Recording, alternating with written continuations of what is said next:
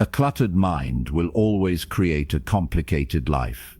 But a clear mind, that's where real power begins. Right now, your mind is carrying way too much. You feel it. The overthinking, the stress, the constant mental noise that never seems to turn off. Even when your body is at rest, your brain is still running. You're not lazy. You're not broken.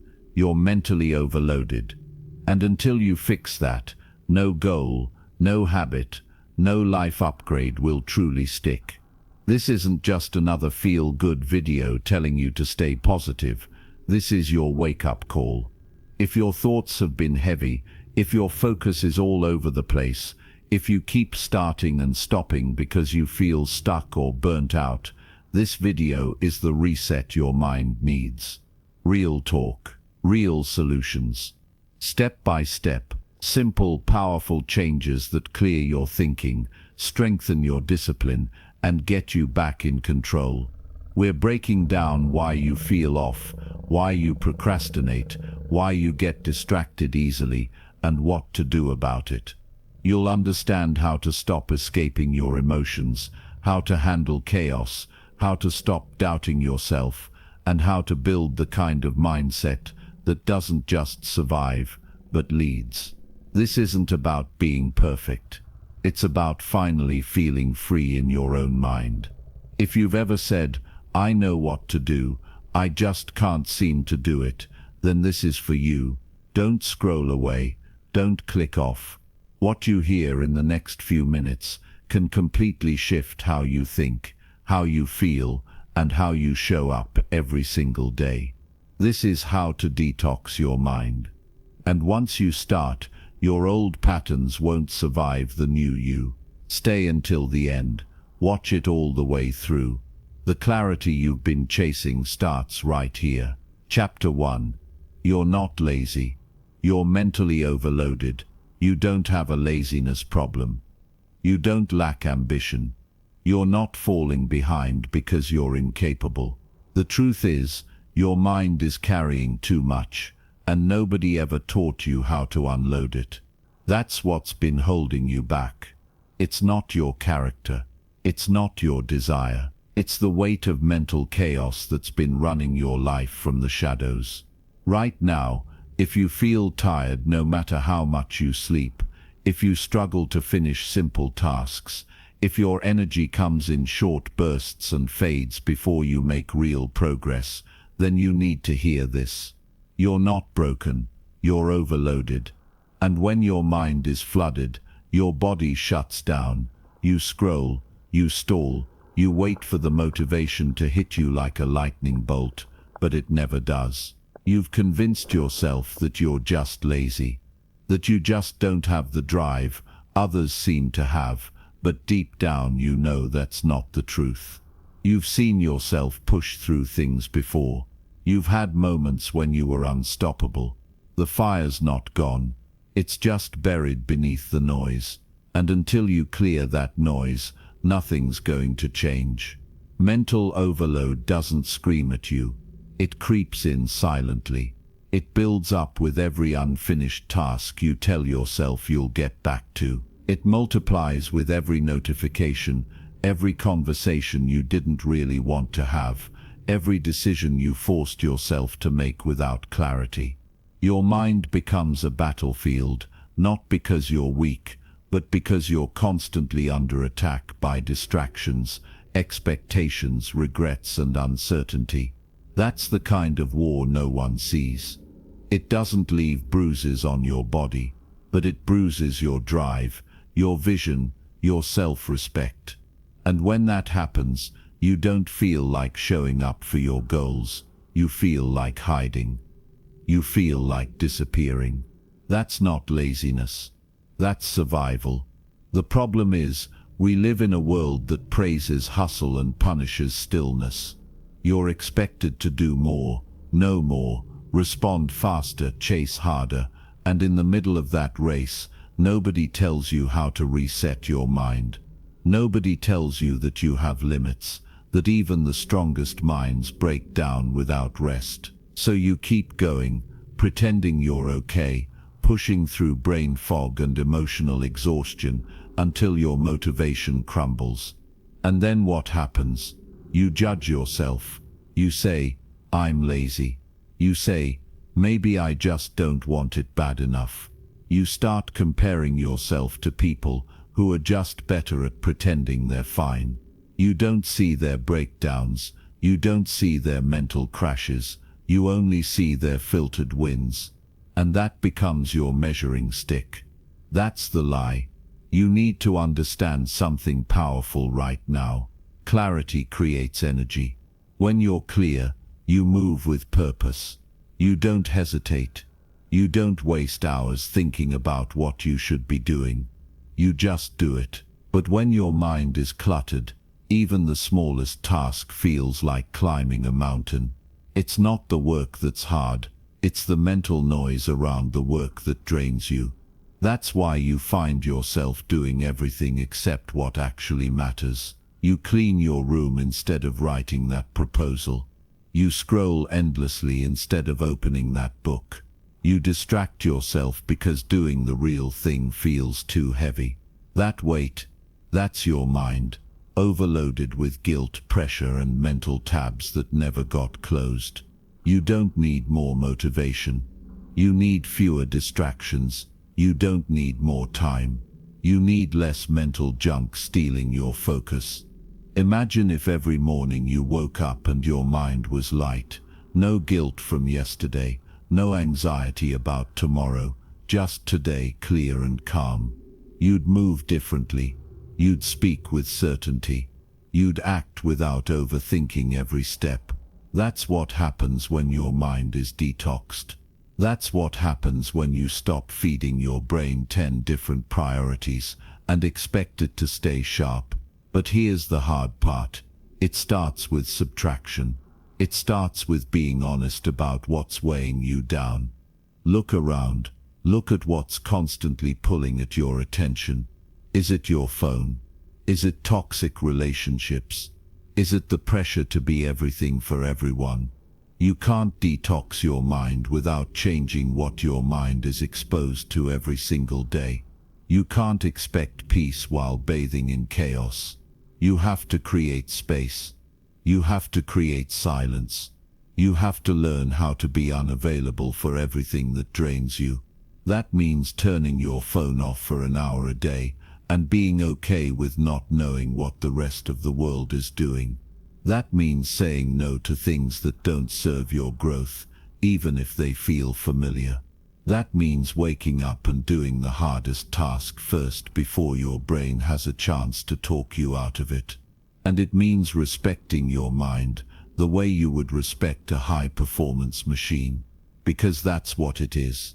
But even the best machines break down when overused.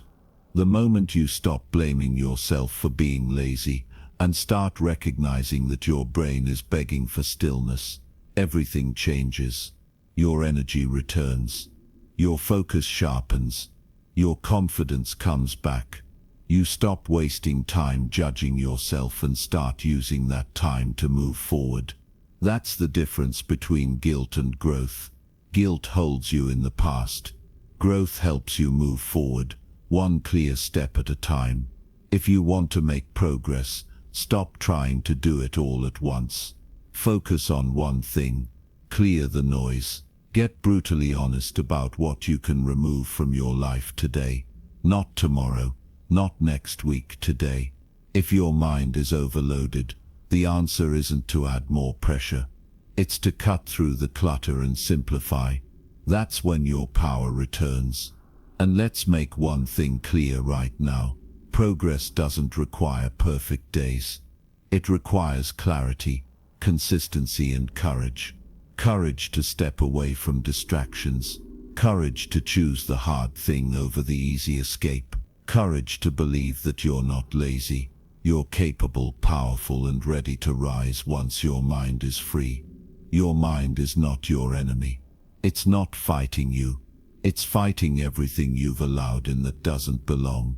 The opinions, the noise, the pressure, the past. When you clear it, even just a little, you'll feel the difference in your body. You'll feel lighter. You'll breathe deeper. You'll want to move again. That's not laziness disappearing. That's clarity taking its place. So here's the truth. You are not lazy. You are tired of carrying thoughts that don't belong to you. You are done living under the weight of unmade decisions. You are exhausted from trying to please everyone except yourself. And that ends now. You're here because something inside you knows it's time to reset. Time to remove the mental clutter and build a mind that works with you, not against you. You don't need permission. You don't need to wait for the perfect moment. You just need to start by clearing the next piece of noise, because every ounce of peace you create is power. Every bit of silence you protect is focus. Every distraction you remove is strength. And once you start, you'll never go back to calling yourself lazy again. Chapter 2. Your thoughts are lying to you. The most dangerous lies aren't the ones people tell you. It's the ones your own mind whispers when no one else is around. The quiet ones, the ones that sound like truth. The ones that tell you you're not good enough, not ready, not strong enough, not smart enough, not worthy of something better. And if no one interrupts those thoughts, if you never challenge them, they start to feel real. You live under the weight of them. You believe you're stuck, not because you actually are, but because your thoughts convinced you of a limitation that doesn't even exist. And if you let those lies go unchecked long enough, they don't just affect what you think, they affect how you live. They affect what you try, who you talk to, what you believe you deserve, and ultimately, who you become. Let's get one thing straight right now. Your mind is not designed to keep you happy. It's designed to keep you safe. That means your brain is constantly looking for what could go wrong, scanning for danger, protecting you from risk, even if that risk is just embarrassment or uncertainty. That's how self-doubt starts. That's how fear builds. That's how anxiety grows roots. Not because you're broken, but because your brain is trying to protect you with outdated programming. And when that programming goes unchallenged, it becomes the lens you see yourself through. You don't just have doubtful thoughts, you start becoming a doubtful person. You don't just feel insecure, you start believing that's who you are. And that's where the damage happens, not because you aren't capable, but because your thoughts have become your prison guard. You could have the talent, you could have the skills, you could have the opportunity, but if your thoughts are against you, you will self-sabotage. You'll shrink in rooms you were born to stand tall in. You'll stay quiet when your voice is needed. You'll hesitate when you should be moving. That's the power of your mind. And the scariest part, it never yells, it whispers. It sounds like your own voice. That's why it's so convincing. Because when your thoughts lie to you, they don't feel like lies. They feel like truth, wrapped in your own tone. This is why you have to wake up and take control of your inner narrative. Because if you don't lead your mind, it will lead you somewhere you never wanted to go. If you don't challenge the lies, you'll end up building your life around them. You'll settle in relationships that drain you. You'll avoid risks that could transform you. You'll trade your potential for comfort, your future for fear. And the scariest part is, you'll call that normal. You'll call that just how I am. But that's not who you are. That's who your thoughts tricked you into becoming. You have to realize your mind is a constant conversation. Every moment of every day, you are talking to yourself. You're narrating your experiences. You're interpreting your life. You're assigning meaning to everything. And if you don't take control of that internal dialogue, it will destroy you from the inside out. It will convince you that failure is final. That rejection means you're not enough. That discomfort is danger. That change is a threat. That growth is too risky. But none of that is real. It's just fear in disguise. It's just your thoughts trying to keep you inside the cage they've built for you. The truth is, most of the limitations you think you have are just thoughts you've repeated so many times they've hardened into beliefs. Thoughts like, I'm not disciplined, I always mess things up, nothing ever works out for me, I'm just not a confident person. These aren't facts, these are mental habits, and habits can be broken. But you have to decide that you're no longer going to be bullied by your own mind. You have to get aggressive about changing the script. Not just positive thinking, not just surface-level affirmations. Real, grounded, disciplined self-leadership. That means when a thought shows up and tries to hold you back, you stop and ask, is this true? Is this useful? Is this leading me where I want to go? And if it's not, you rewrite it. You drop it. You move forward without it. Because here's the thing. Your thoughts are not commands. They are suggestions. You do not have to obey them. Just because you think something doesn't mean it deserves your energy. Your power comes from the ability to choose your response, to override the noise, to decide what story you're going to live by. And the best part, the more you practice this, the stronger you get. You train your mind like a muscle. At first it's hard. The lies are loud. They feel automatic. But over time, with repetition and awareness, you start to reclaim your power. You stop reacting to every thought like it's a signal from the universe. You slow down. You get calm. You observe. And from that place of awareness, you act, not from fear, not from insecurity, but from clarity. And that's where your life begins to change. Because when your inner world becomes clean and clear, your outer world follows. You make better decisions. You speak with confidence. You stop shrinking to make other people comfortable. You stop living in the shadow of your fears. You stop apologizing for your own ambition. You stop hiding behind doubt. You become who you were meant to be. Not because you added something new to your life, but because you finally stopped letting your thoughts lie to you. It's time to remind yourself that you are not your thoughts. You are the awareness behind them. You are the one who gets to choose what to believe, what to ignore, and what to act on. You are the one who gets to decide if this is the chapter where your story gets smaller, or the one where it finally begins to expand. You are not too late. You are not too damaged. You are not too far behind.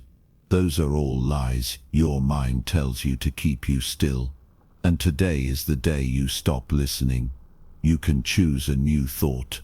Right now, you can choose to believe in your ability to grow. You can choose to believe that your past does not define your future. You can choose to believe that discomfort is part of your rise, not a reason to quit. You can choose to believe that you are worthy of more, not someday, not when you fix everything, but now. You can choose to walk into the next version of yourself without waiting for your thoughts to give you permission. Because if you wait for your thoughts to always feel good, you'll stay stuck. But if you move anyway, if you take action even while the fear is there, something powerful happens. Your thoughts begin to shift. Your mind starts to adapt to your new direction, and the lies get quieter. So here's your truth. You are not what your thoughts say on a bad day. You are not your doubts. You are not your fears. You are not your worst moment. You are the one who rises. You are the one who decides. You are the one who leads. And when you take that power back, your mind no longer controls your life. You do. Chapter 3. You can't grow until you stop escaping. The life you want, the person you know you're capable of becoming, the peace you crave, It's all sitting behind one hard truth you have to face. You cannot grow while you keep running from yourself. You can't evolve when every time it gets uncomfortable, you disappear into distraction. You can't become stronger when you treat every hard moment like a signal to escape. Growth doesn't happen in convenience. Growth lives in the resistance you're trying to avoid. And until you stop escaping, until you choose to stay in the discomfort long enough to learn from it, nothing changes. This world makes it so easy to run.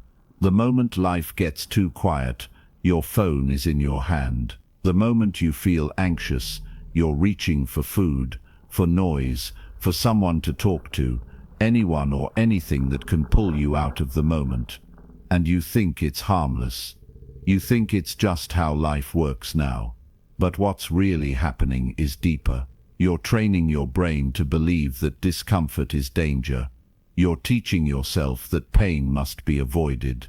You're building a habit of mentally checking out the second things don't feel perfect.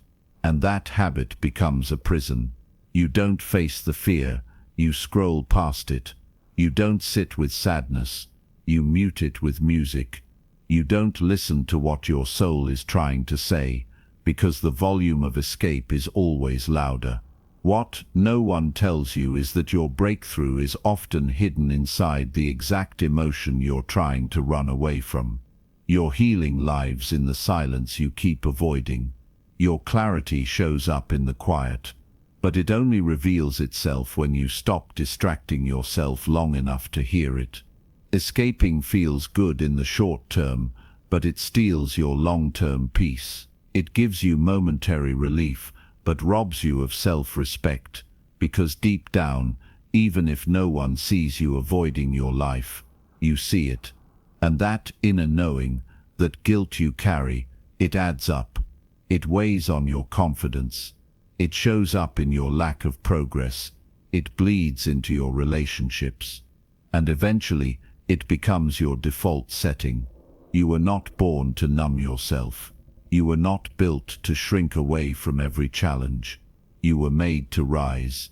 You were built to face, to feel, and to overcome. But when you make a habit out of escaping the hard parts of life, you rob yourself of your own power. You never give yourself the chance to prove how capable you really are. You never develop the muscle of mental strength, because every time you hit a wall, you look for the nearest exit, instead of learning how to climb. But here's the thing, it's not about being fearless. It's not about becoming some emotionally detached robot who never struggles. It's about learning to stay. Stay when it's awkward. Stay when it's boring. Stay when it's painful. Stay when your old self would have already checked out. Because that's where the transformation happens. When you feel the urge to escape, and you don't. When you sit in the discomfort and breathe through it. When you hear your old thoughts and refuse to follow them. That's when your brain starts to change. That's when your nervous system starts to adapt. That's when the old cycle finally breaks. You can't build a strong mind while living in constant escape mode. The gym doesn't work if you leave halfway through every set. The mind doesn't grow if you exit every challenge before you finish it. Every time you run from discomfort, you reinforce the belief that you can't handle it. But every time you stay, every time you face it, you send a new message to your brain. I am strong enough. I can do hard things. I don't need to be rescued from my own emotions. And that message compounds. That message starts to build a new identity. That's how confidence is born, not from perfection, but from presence. Sit with the craving instead of giving in. Sit with the boredom instead of picking up your phone. Sit with the sadness instead of rushing to feel better. You'll start to notice something. You'll realize these emotions don't destroy you. You'll realize they pass. You'll realize that growth lives on the other side of what you've been avoiding. And slowly, your mind begins to trust you again. Your body begins to calm, your soul begins to speak. But only when you stop running, only when you stop feeding the addiction to escape. It takes strength to feel. It takes discipline to be present. It takes real courage to look at yourself with honest eyes and say, no more hiding, no more numbing, no more disappearing when things get real. That moment, that decision, that's where everything starts to change. Because when you stop escaping, you stop delaying your own potential. You stop postponing your greatness. You stop pressing pause on your growth. And you finally give yourself permission to rise. You already know the truth. You already know what you've been avoiding. You already know the habits that steal your focus. You know the people who drain your energy. You know the patterns that leave you stuck. And this isn't about shame. This isn't about guilt. This is about honesty. This is about owning the fact that real change doesn't happen through shortcuts or comfort. Real change is born in stillness, in discipline, in presence. And yes, it's uncomfortable at first, but so is staying stuck. So is wasting another year doing the same thing. So is carrying the regret of a life that could have been. Right now, wherever you are, you get to make a new choice. You don't have to escape. You don't have to distract. You don't have to run. You can sit with it. You can feel it. You can learn from it. And then you can rise through it. Because the truth is, nothing in your life gets better until you stop running from the parts of yourself that need the most attention. Let the discomfort teach you. Let the boredom lead you to clarity. Let the silence show you what really matters. Let the pain bring you closer to your truth. You don't need more stimulation. You need more presence. You need more patience. You need more truth. And you already have everything you need to give that to yourself. But it starts now. It starts by choosing to stay. It starts by deciding that your growth is worth more than your escape. So next time the urge hits you to scroll, to numb, to check out, pause, breathe, stay. Watch what happens when you stop running from your own life. That's when the real transformation begins. That's when you take your power back. That's when you finally become the person you were always meant to be. Chapter 4. If you're not leading your mind, it's leading you. The day you take control of your mind is the day everything in your life starts to shift. Not gradually, not someday, right now. The moment you realize that your thoughts are not your master but your tool, that's the moment you stop living like a passenger in your own life. And here's what nobody tells you loud enough. You either lead your mind or your mind leads you somewhere you don't want to go. That's not poetic. That's real. If you don't wake up every day with intention, if you don't set the tone, if you don't take command of your focus, your mind will run wild. It will wander into fear, into self-doubt, into anger, comparison, and distraction, and it will keep dragging you along with it until one day you look up and don't even recognize the person you've become. Your mind doesn't ask for your permission before it creates stories. It doesn't wait until you're ready to feel grounded or stable. If you let it, it will pick up everything around you. Stress, noise, other people's opinions, old fears, and it'll throw it all at you before you even brush your teeth in the morning. That's why the first thought you have in the day matters. That's why the first hour sets the tone. Because if you start your day with no direction, your mind will default to old patterns, and those patterns are usually built on survival, not purpose. They're built on reacting to life, not creating it. When you're not leading your mind, you start reacting to everything. One negative comment ruins your whole mood. One moment of discomfort sends you spiraling. You wake up and check your phone before you check in with yourself, and suddenly you're caught in a storm of messages. content, headlines, and opinions that weren't even yours to begin with. You go from one thing to the next, not because you chose it, but because your mind got pulled in 5 different directions before you even had time to think. And now you're behind, you're stressed, you're frustrated, and you wonder why you feel off all day. This isn't just about mindset. This is about your entire life.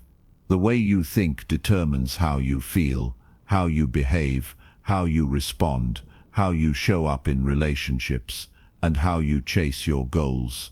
Every part of your reality is shaped by your mental patterns, and if you let those patterns stay on autopilot, you're gambling with your future. You're hoping that things will somehow fall into place while your mind is running loops of fear and indecision. But hope is not a strategy, and your mind doesn't become strong by accident. It becomes strong when you decide to take control. Think about this. Every successful, grounded, focused person you've ever admired didn't get there because they never had fear or doubt. They got there because they refused to let those things lead the way. They woke up and said, "This is what I'm doing today. This is what I believe. This is what I will focus on." And they repeated that every single day until it became their default setting.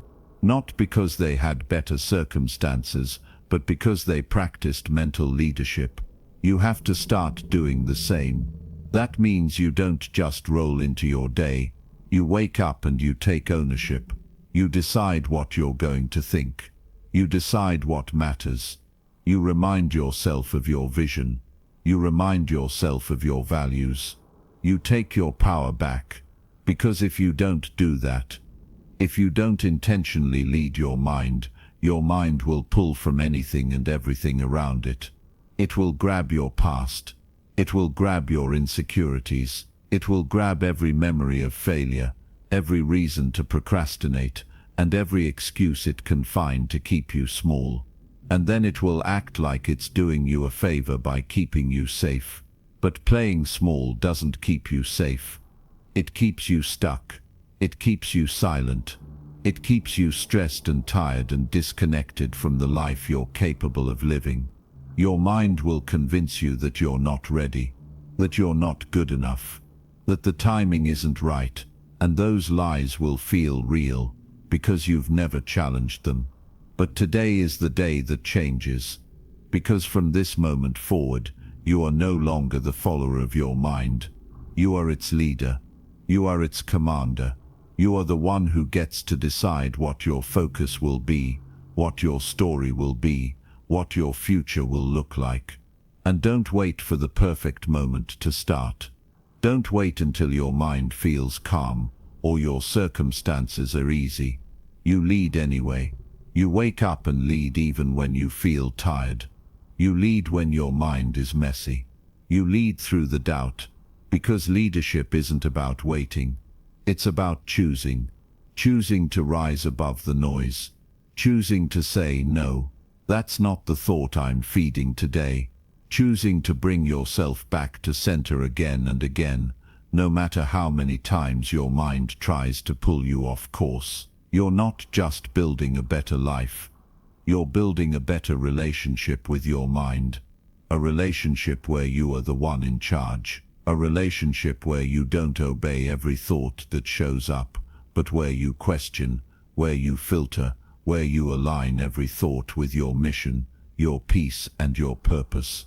Because a powerful mind doesn't come from avoiding challenges. It comes from learning how to direct your thoughts when challenges show up.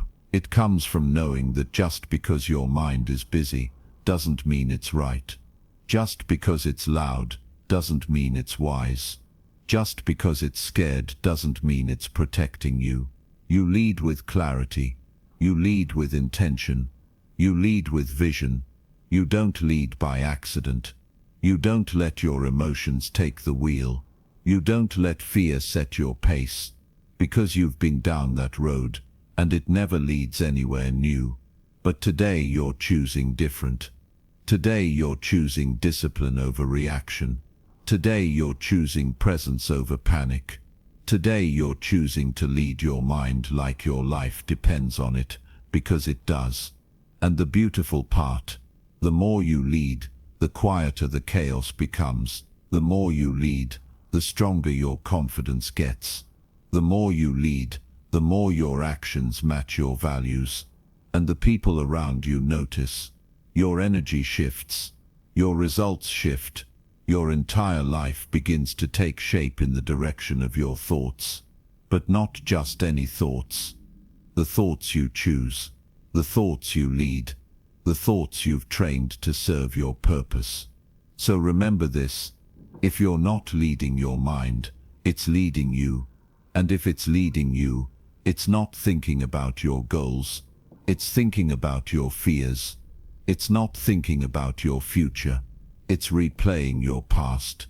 That's why your leadership matters. That's why your discipline matters. And that's why today is the perfect day to take the wheel back and start leading like your potential depends on it, because it does. Chapter 5. You're addicted to chaos because it feels familiar. You don't need more motivation. You don't need more time. You don't even need more knowledge. What you need is peace. But here's the truth that's going to hit hard. Peace feels unfamiliar, and your mind craves what it knows, not what's good for you. That's why chaos keeps finding you. That's why you always end up in drama you didn't ask for. That's why your life feels like one emotional emergency after another, even when nothing major is actually going wrong. Because chaos doesn't need a reason to exist in your life. It only needs a routine. And if you've lived long enough with mental chaos, emotional intensity, constant pressure, and unpredictable energy, then your brain has started to believe that's your normal. So even when things start to get calm, you self-sabotage. Not because you hate peace, but because peace feels like a threat to the version of you that only knows how to function in noise. What no one talks about enough is how deeply our nervous system becomes wired to crave intensity. Not just external chaos, but internal chaos too. You're not just addicted to what happens around you. You're addicted to the mental habits you've built. Overthinking, worrying, rushing, solving imaginary problems that haven't even happened yet. Responding to people who don't deserve your time. Replaying arguments in your head. Chasing validation from people who barely understand you. It's not just toxic environments you keep falling into. It's the need to feel on edge, because that edge is where you've always survived.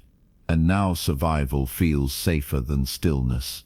That's why your life can look okay on the outside, but inside, you're always on alert. It's like your mind is waiting for something to go wrong. Like if things are too quiet, something must be off. That's not intuition. That's conditioning. That's what happens when chaos becomes your comfort zone. You start mistaking peace for boredom. You start mistaking calm for danger. And you don't even realize it. You pick fights with people who love you. You create problems when none exist.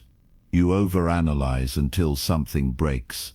Because that emotional spike, that internal roller coaster, it feels familiar. It feels like home. And we all run toward what feels like home, even if it's burning us from the inside. Now this is where things shift. The moment you realize that your addiction to chaos is not your fault, but it is your responsibility to break. Because you can't build a peaceful life with a mind that craves disruption. You can't have emotional clarity when you keep feeding emotional chaos. And if you don't interrupt that cycle, your peace will always be temporary. You'll get a taste of it, and then your brain will pull you right back to what it knows. Familiar stress, familiar patterns, familiar pain. So the work is this: you have to retrain your nervous system to feel safe in calm. You have to let go of the identity that's been shaped by surviving.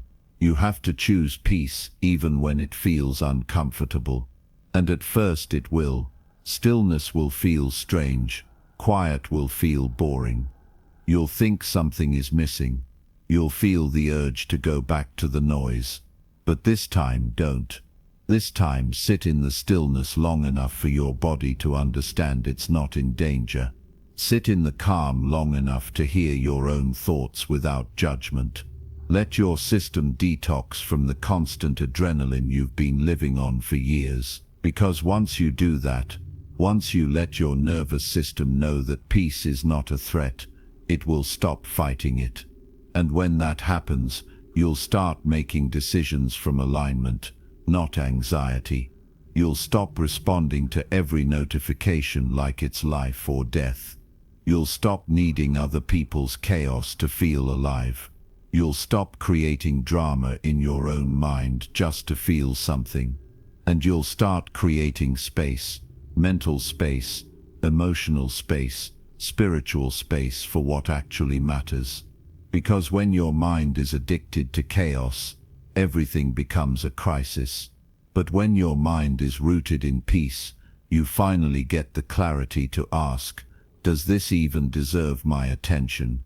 That's power. That's growth. That's freedom. But don't expect the old you to let go without a fight.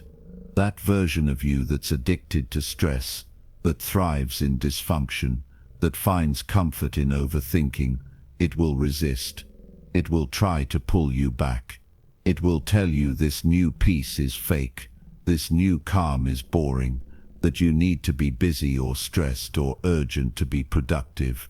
That's the withdrawal. That's the detox. And if you can get through that, if you can push through the temptation to go back to chaos, you will experience a level of inner strength you've never felt before. Because that strength doesn't come from doing more. It comes from being still and not running from it. It comes from watching your triggers rise and choosing not to react.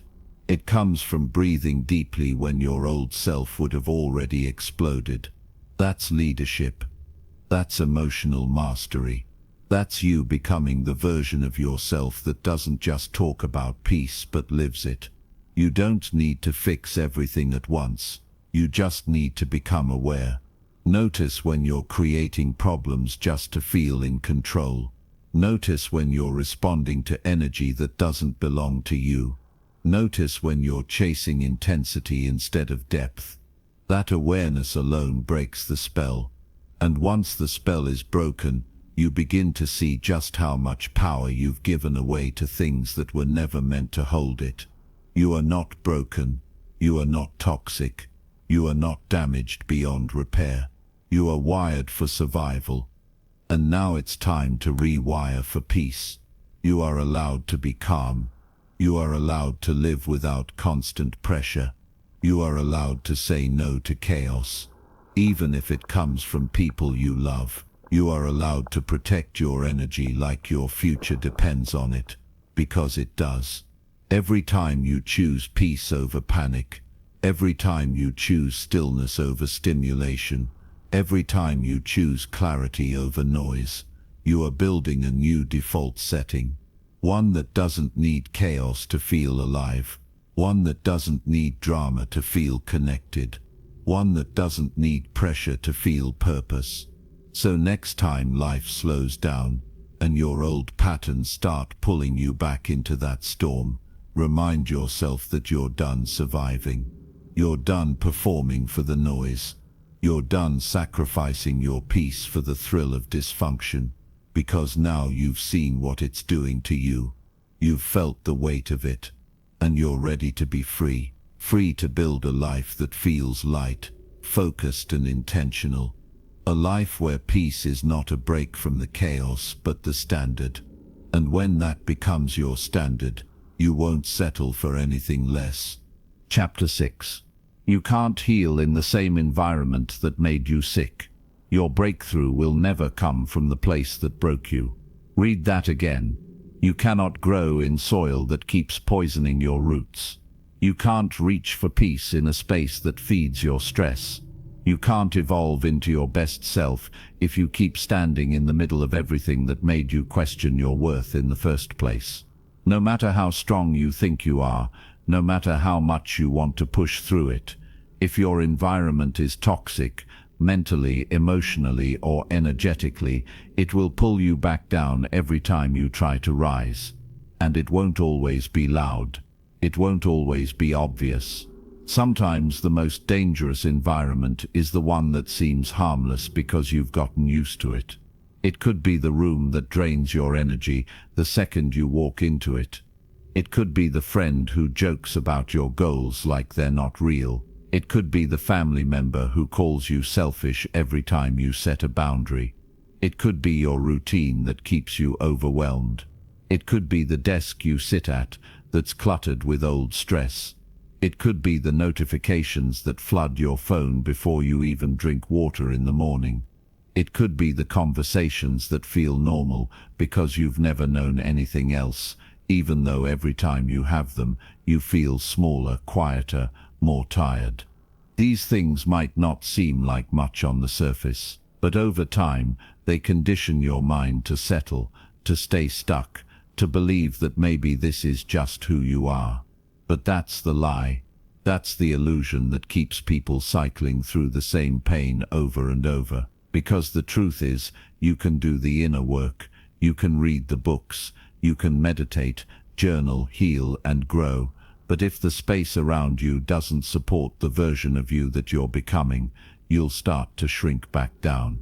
Not because you're weak, not because you don't want it bad enough, but because your environment matters more than you think. It's like trying to recover from smoke damage while still living inside the burning building. You start to feel hopeless. You start to think maybe healing isn't possible. But healing is possible, just not in the place that keeps wounding you. So the first step is honesty. Brutal, raw, unfiltered honesty. You have to ask yourself, what around me is feeding the version of me I'm trying to leave behind?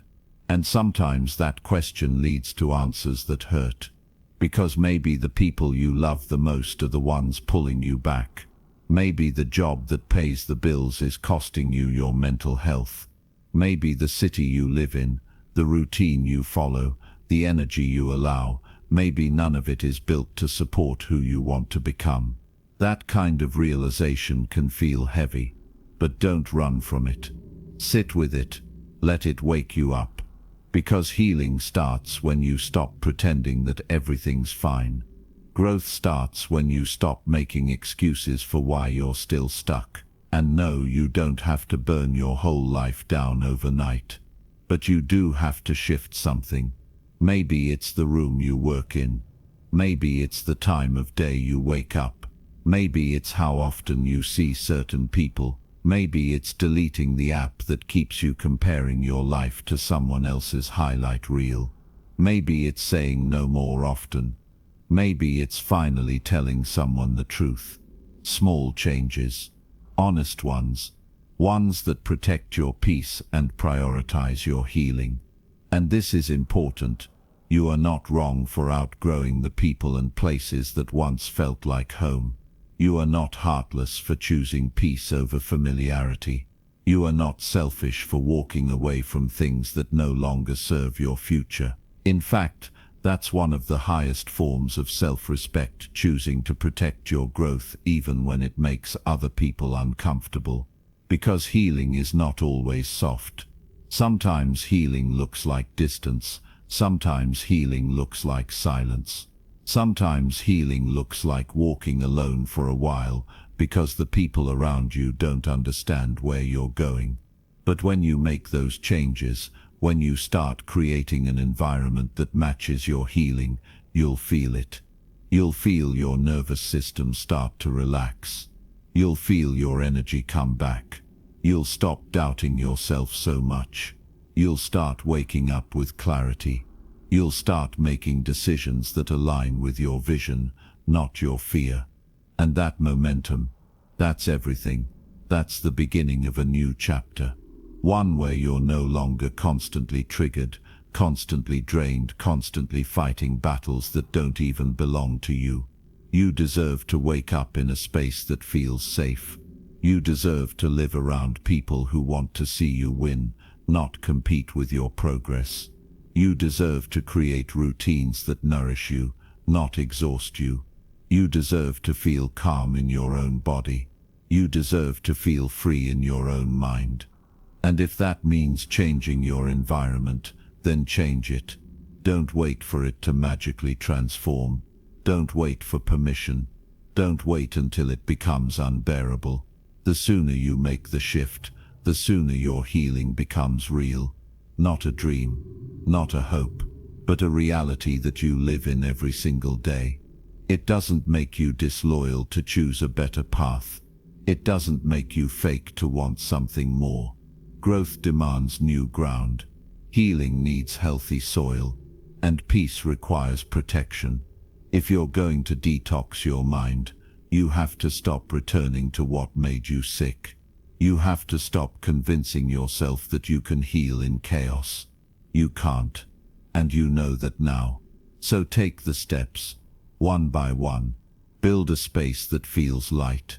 Curate your energy like it's your most valuable asset, because it is. Surround yourself with voices that uplift you, with routines that ground you, with habits that clear your mind. And remind yourself every single day that you're not running away from your old life. You're walking toward a new one. One that finally makes space for the peace, the power, and the purpose you've always deserved. Chapter 7. Self-doubt is a program, not a personality. You are not broken. You are not weak. You are not someone who just lacks confidence. And no, you weren't born with less belief in yourself than everyone else around you. The truth is much simpler, but also more powerful than what you've been told your whole life. Your self-doubt isn't your personality. It's a mental program that was installed without your permission. It's a system, a script, a repetitive loop that's been playing in your head for so long that you've mistaken it for who you are. But it's not who you are. It's a pattern. It's a voice you've been listening to for years. But the moment you choose to challenge it, you begin to reclaim your real identity. The identity that existed before the world convinced you that you weren't enough. And here's what makes this so important to understand. When you believe that self-doubt is a part of who you are, you stop fighting it. You start building your life around it. You start saying no to things that you're actually capable of doing. You start talking yourself out of taking the risks that could change everything. You stay quiet when you should speak. You settle when you should demand more. Not because you lack potential, but because you've been programmed to believe that your potential isn't safe to trust, that it's a fantasy, that it's something meant for other people, but not for you. But that's the lie. That's the system that needs to be shut down and rewritten. Let's break it all the way down. Self-doubt is learned. You weren't born doubting yourself. No baby comes into the world feeling insecure. That came later, maybe from a parent who criticized more than they praised. Maybe from a teacher who made you feel small. Maybe from a friend who made fun of your dreams. Maybe from failure after failure that no one helped you process. And little by little, you started to believe the story that you weren't good enough, that you weren't smart enough, that you were too much or not enough, or unqualified or unlucky. That story got repeated in your mind until it became your truth. Not because it was true, but because it was repeated. Your brain is a pattern recognition machine. It takes whatever is repeated and stores it as familiar, and the familiar becomes your default. So if doubt was what you heard, what you saw, what you felt, then doubt became your baseline. You can dress it up. You can distract from it. But it lives underneath the surface until you rewrite it.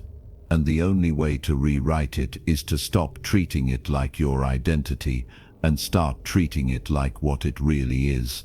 A glitch in the code, a bug in the system, one that you didn't install, but one you have the power to delete. You don't have to believe every voice in your head. Just because it's loud doesn't mean it's right. Just because it's familiar doesn't mean it's true. The voice of self-doubt isn't some wise part of you trying to protect you from failure. It's the old program trying to keep you stuck in a life that feels safe, predictable, and small. But you were not built to live small. You were not built to exist in the shadows of your own dreams. You were made to expand, to explore, to take up space. And that expansion only begins when you finally see self-doubt for what it really is. Not a truth, but a habit. And like any habit, it can be broken. Not overnight.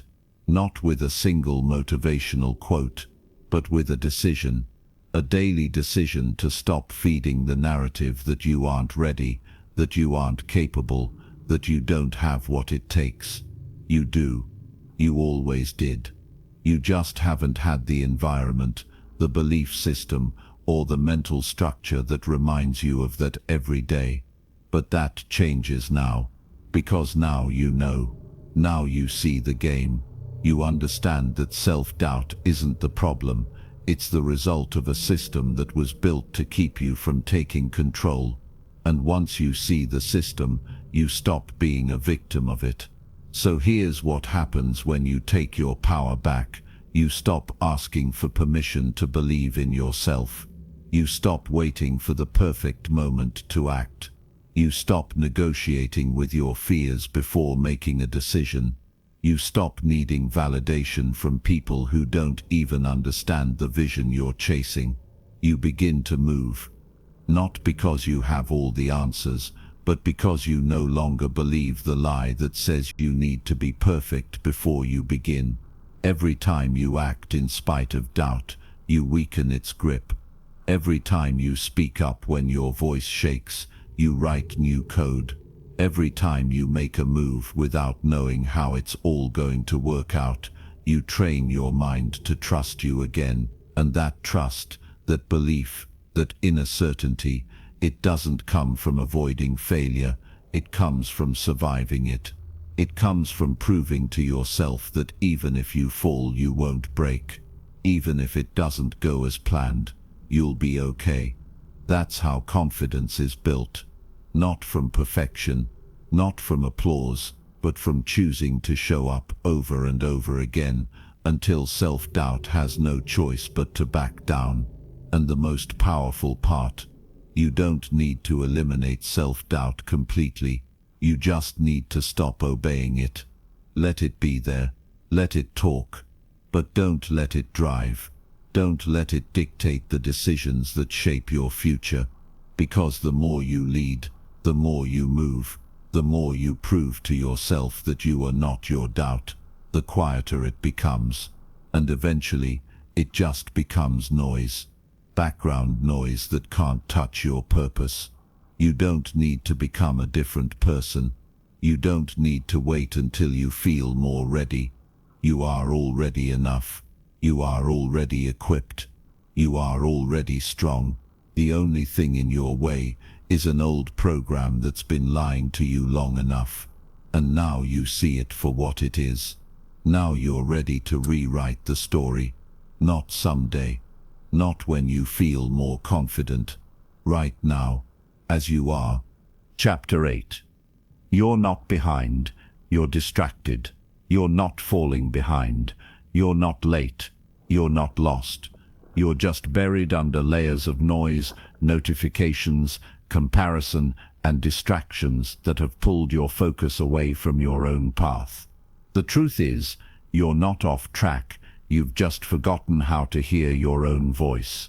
You've been so busy watching everyone else, trying to keep up with timelines that were never meant for you, trying to match speeds that don't even make sense for your purpose. But none of that is real. It's noise, it's illusion. And the second you block it out, even for a moment, something incredible happens, clarity returns, direction comes back, and with it, a deep, grounded reminder that you were never behind, you were just disconnected from your own rhythm. This is what the world doesn't want you to see. Distraction isn't just a random habit, it's a system, a trap, a constant stream of content, opinions, urgency, and pressure designed to pull your attention in 100 different directions. Every time you open your phone, every time you scroll, every time you compare your life to someone else's curated highlight reel, you're slowly drifting away from your center, not all at once, not in a dramatic way, but inch by inch, thought by thought. You start questioning yourself. You start doubting your timing. You start thinking maybe you're behind, maybe you should be further, maybe you missed your chance. But none of that comes from truth. It comes from distraction, and distraction always breeds distortion. You know what's real.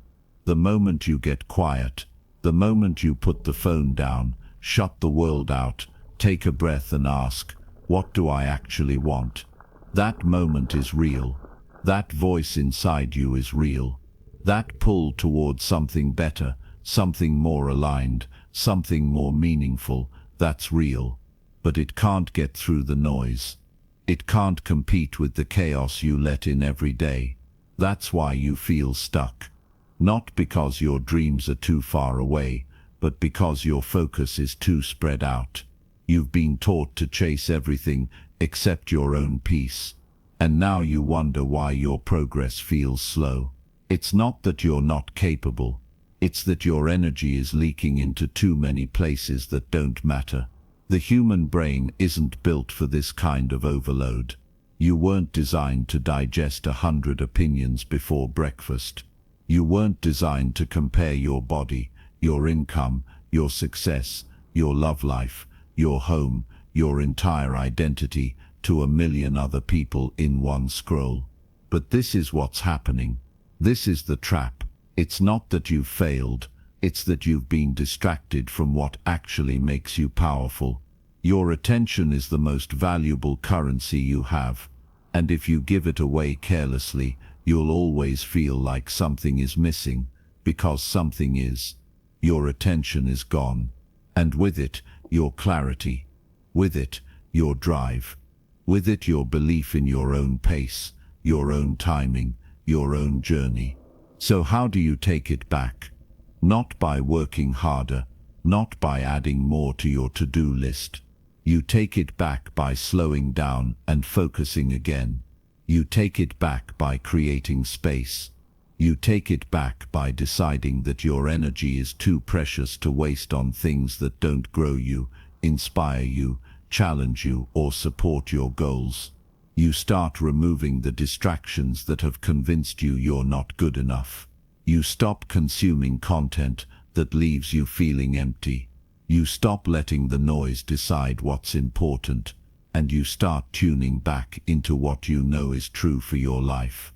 Because the moment you do that, really do it, you realize something: you're not late. You're right on time. Your journey didn't get derailed. It just got paused because your attention was hijacked. And now that you're aware of that, you can reclaim it. You can realign. You can refocus on what truly matters, not just what's loud or trending.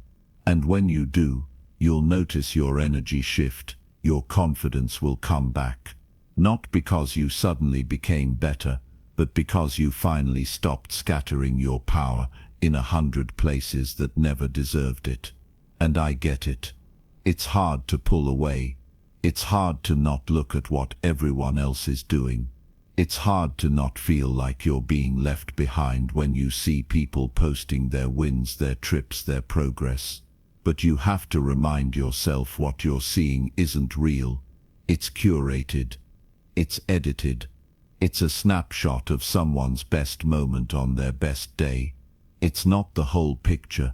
It's not the late nights, the doubt, the failures, the breakdowns, the mess behind the scenes. and it's definitely not a timeline you should be living by.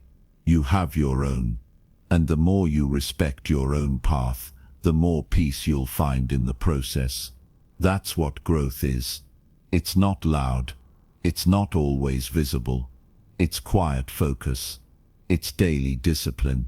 It's choosing to stay in your lane, to move forward even when nobody's clapping, even when the results haven't shown up yet.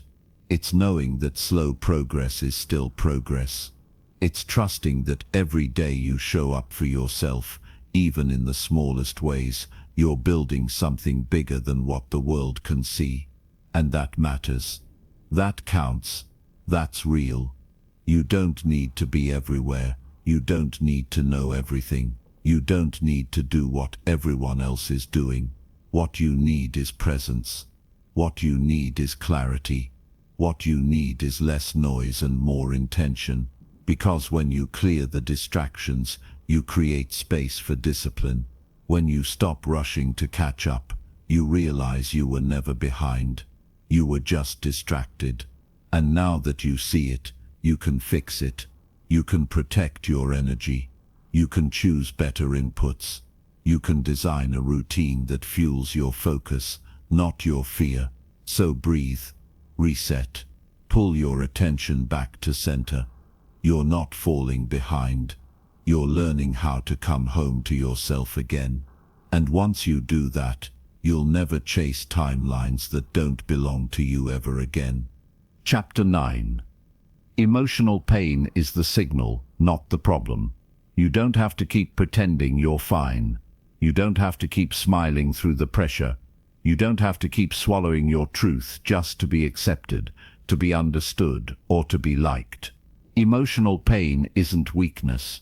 It isn't a sign that something is wrong with you. It's a signal. It's your mind, your body, your spirit trying to tell you something in the only language it knows how to speak. That ache in your chest, that tightness in your throat, that heaviness you've been carrying for weeks, those are not problems to be fixed. They are messages to be heard. And when you finally stop trying to silence them, when you stop seeing your emotions as the enemy, you'll begin to understand that everything you feel is pointing you back to something that needs to be seen, processed, and set free. You are not weak because you feel deeply. You are not broken because you're hurting. The truth is, the reason it hurts so much is because you're no longer able to lie to yourself. That version of you who kept avoiding the conversation, avoiding the reflection, avoiding the truth, it can't survive anymore. And your emotions are the fire burning through that layer of denial. You feel what you feel because you're becoming more aware, not less. And that awareness is a gift. That pain is a doorway. But most people don't see it that way because the pain is uncomfortable. It's loud.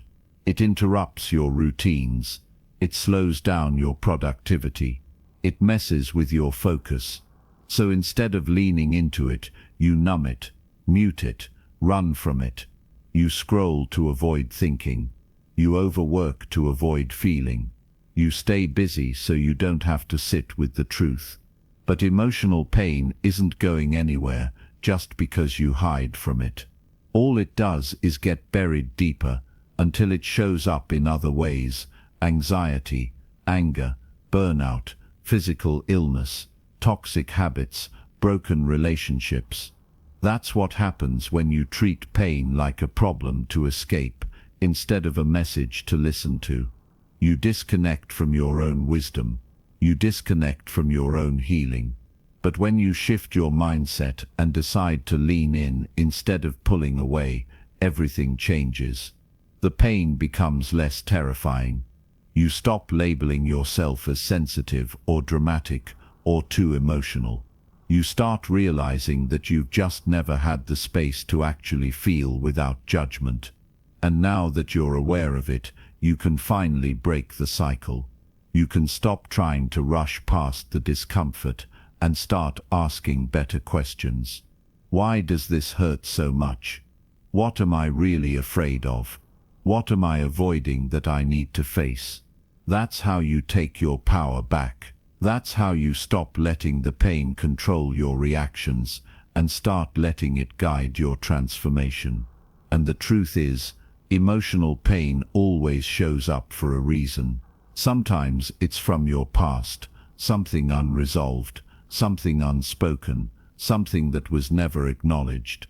Sometimes it's from the present, a boundary being crossed, a value being ignored, a truth being silenced.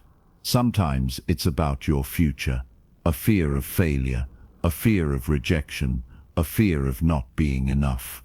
Whatever the reason, the signal is clear. Something inside you needs attention. Something needs healing. And you will never fully detox your mind until you create space for that emotional process.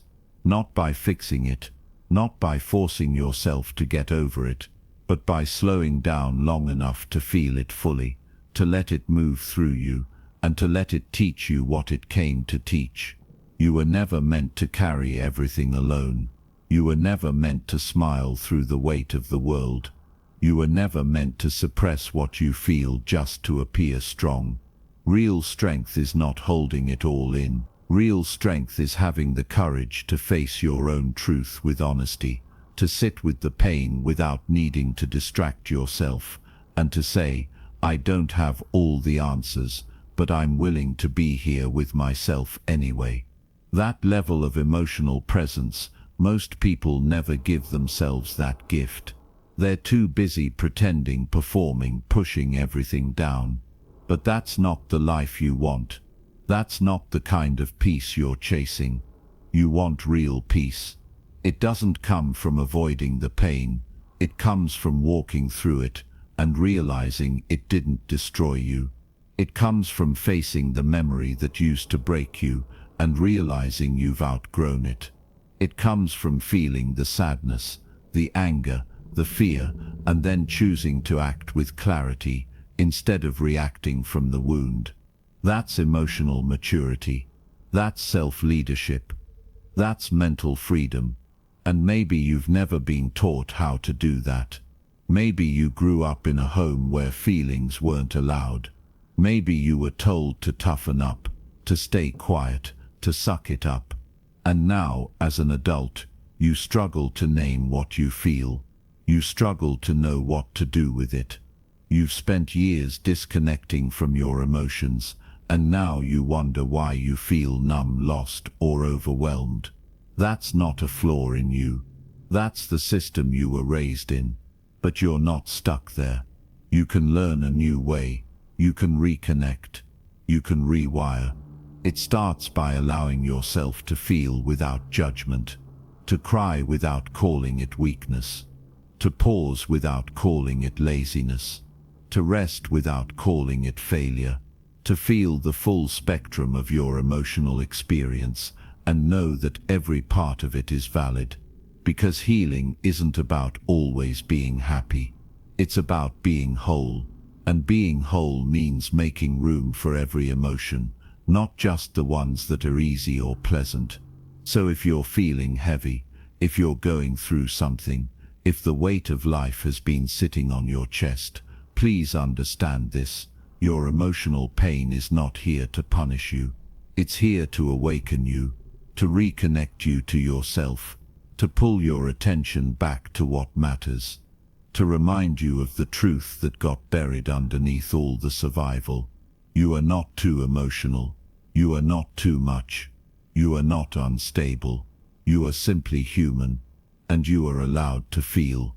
You are allowed to heal, and you are allowed to be fully present with every part of your journey, especially the parts that hurt.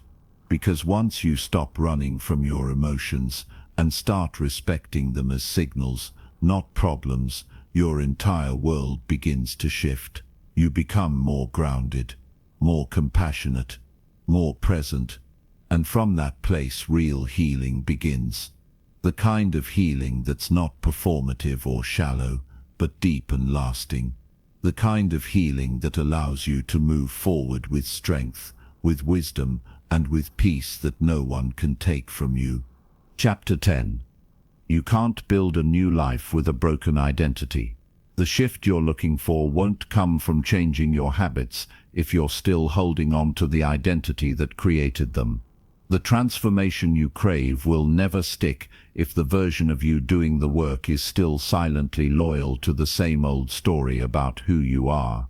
You can work hard, stay busy, stay disciplined, but if you keep seeing yourself as the broken one, the failure, the doubter, the person who never finishes, the one who always messes things up, then your actions will always bend to match that identity.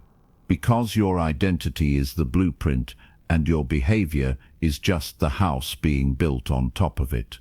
You can't build something stable if the foundation is cracked. You can't build a new life if your mind still thinks you're the same person who doesn't deserve one. That's why progress feels hard sometimes. That's why you can do everything right and still feel like nothing's changing. Because somewhere underneath all that effort, all that hustle, you haven't truly decided to become someone new. You haven't upgraded your identity. You're still showing up with the weight of who you used to be. You're still looking at your life through the lens of old failures, past pain, and past patterns. And as long as you see yourself through that lens, you'll sabotage anything that doesn't match it. You'll delay, procrastinate, shrink, doubt, question, and give up, not because the goal is too big, but because it doesn't fit the image you're still carrying around inside. You want to know why some people never change even when they want to. It's not because they don't try.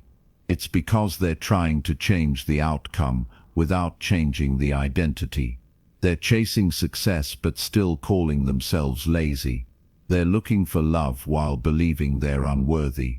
They're trying to be disciplined while still carrying the belief that they're inconsistent.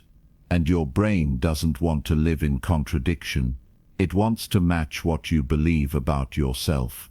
So if your actions don't line up with your identity, your mind will pull you back to what feels familiar, even if it's painful, even if it's toxic, even if it's miserable.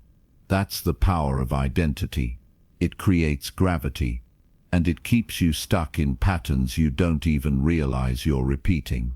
But here's the breakthrough: identity isn't fixed. It's not a life sentence.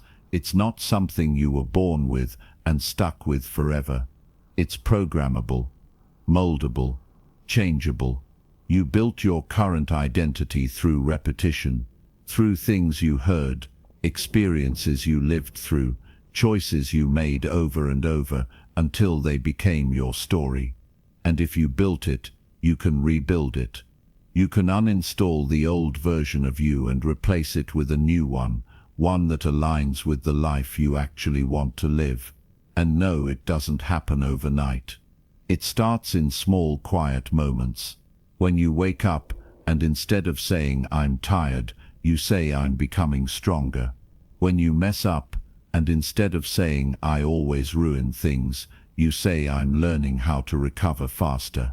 When you feel the urge to give up and instead of saying, "That's just who I am," you say, "This is who I used to be."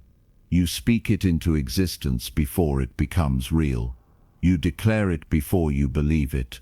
You become it through repetition, because repetition is what rewires identity. You need to talk to yourself like someone you actually believe in. You need to tell your mind where you're going before it defaults to where you've been. You can't keep repeating the same script and expecting a different result. You can't keep calling yourself broken and expect to feel whole. You can't keep dragging old shame into new seasons and expect to feel free.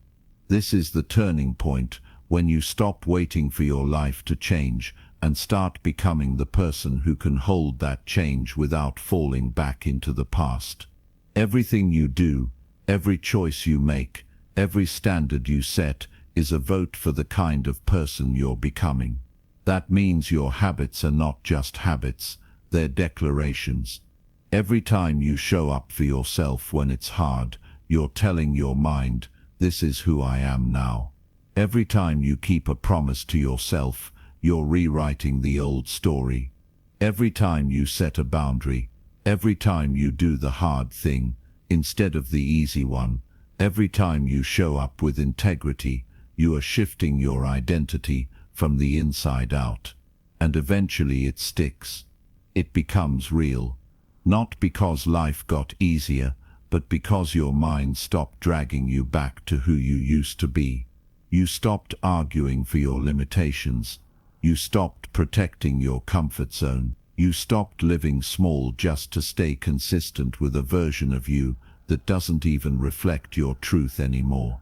You don't have to become someone else to change your life. You just have to strip away the false stories you've been told and the false beliefs you've accepted. You have to upgrade the way you see yourself. And that upgrade doesn't come from other people validating you. It doesn't come from waiting until you hit the goal. It starts when you choose today to stop identifying with what broke you and start building from a place of power. You are not who hurt you. You are not the failures. You are not the mistakes. You are not your lowest moment. You are who you decide to be right now. And when that decision is strong enough, consistent enough, repeated enough, it becomes who you are. So make it clear, make it bold, make it undeniable. Be the one who rewrites the story. Be the one who shows up differently. Be the one who breaks the loop, because the life you want is waiting on the other side of that new identity. And you can't keep dragging the old one with you. You've outgrown it. Now it's time to act like it.